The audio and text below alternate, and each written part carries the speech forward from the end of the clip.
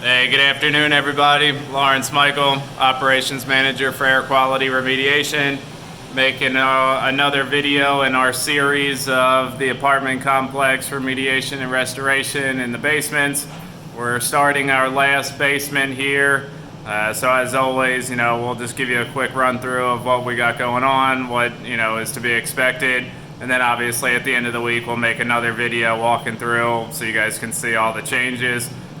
For those of you that have been watching the other videos in the whole series, all the basements are pretty much the same. They all have pretty much the same remediation and restoration services needed. And as always, the staple, building our containments, setting up our negative air pressure, have our caution tape, warning signage, and then viewing port inside the containment. So like always, warning signage, authorized personnel only. Then as we go inside the containment, we've already set up. We already have the guys working in here. So as always, just like the other basements, they each have two dehumidifiers in the space. This dehumidifier has an error code just like the first basement we did. So we'll have to pull this dehumidifier out, figure out what the error code means, fix it, decontaminate it, and then bring it back. Our paint sprayer, as always, for our Foster 4020 encapsulant. Our HEPA air scrubbers, as always. Here's one of our technicians now. He's grinding the effervescence off of the block walls. So same deal. In the basements of this apartment complex, they all have individual cages where all the tenants can put their personal items. So it might be kind of hard to see. So at this light fixture, there's some mold growth around the light fixture. So we'll have to remediate this mold growth here. Here there was a water leak of some sort. So we'll have to do a remediation on this as well. If we go farther down, we can see the same evidence of the same water incursion issue.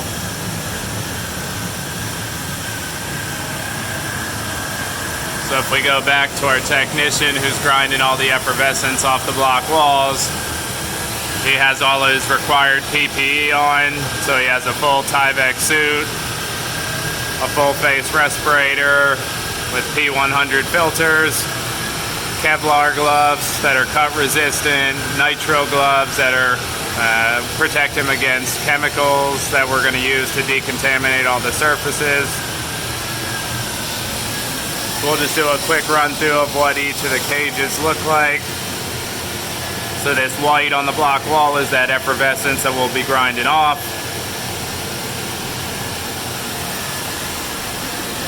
We'll just do a quick walk through. I know it's loud in here between the technician grinding and our HEPA air scrubbers running. But we've done the same tutorial throughout all the basements, so I just wanted to give you another look at the final basement that we're doing. Another containment built at the emergency exit. We have some more mold growth on the drywall ceiling here. And you can see that there was, obvious mold growth, so that means that there was a water incursion. And we can see it as it was running down the block walls here. That's why there's that effervescence as well. We can see how rusted out the fire alarm box is.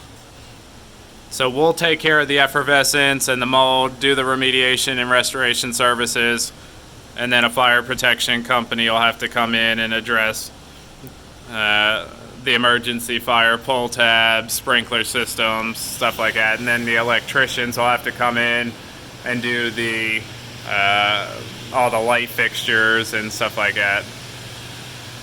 I wanted to get a good look at the effervescence on this block wall here. And some more in here. All the white on the block wall, that's that effervescence that we'll be grinding off. Elevator shaft here, another containment door built. All in an effort to eliminate cross-contamination. And here's another dehumidifier. This dehumidifier is working, so only one dehumidifier in this space has an error code and needs to be fixed. but the dehumidifier that is here needs to be decontaminated. I don't know if you can tell or not. I can, but I have the eye for it. How dirty this dehumidifier filter is. And those filters will have to be changed. As we move on, we see another HEPA air scrubber. Again, we have to run 2 for this basement due to the square footage in the space. If we look inside this cage, we see more effervescence on the block walls and more mold growth on the drywall ceiling. So pretty much everywhere where we're seeing a lot of effervescence on the block walls, it's likely that we're going to find mold growth on the drywall ceiling above it, because the water, gravity just pulls that water down, and over time the water running down this concrete block wall causes that effervescence. Again, more effervescence on the block walls. And then once we finish everything up and we show you the finished product, if you haven't already been watching the rest of the series, you'll see that the technicians do a really good job. They make everything look brand new. The apartment complex has been real happy with us so far in the last 3 buildings that we've completed. So again, this is the last one. The effervescence in this one is real bad, and up in that top left-hand corner is mold growth as well, right there. So there's a good amount of mold growth and effervescence in this cage here. Then over here we have some more mold growth as well, so we'll be remediating that. And that's about it. That's just a quick walkthrough, a quick down and dirty look at what we have going on. As always, I have about 100 things to do today, but like I said, I wanted to give you guys a look. I said I would on each of the buildings. I'd do a first look and a last look in each building. So as always, if you have any questions, have any indoor air quality concerns, need any help with anything, definitely reach out to us. We're on call 24 hours a day, 7 days a week. You can always find us on any of our social media pages or our website. Other than that, be safe. We look forward to seeing you on the next video, and feel free to give us a call anytime. Thanks. Bye-bye.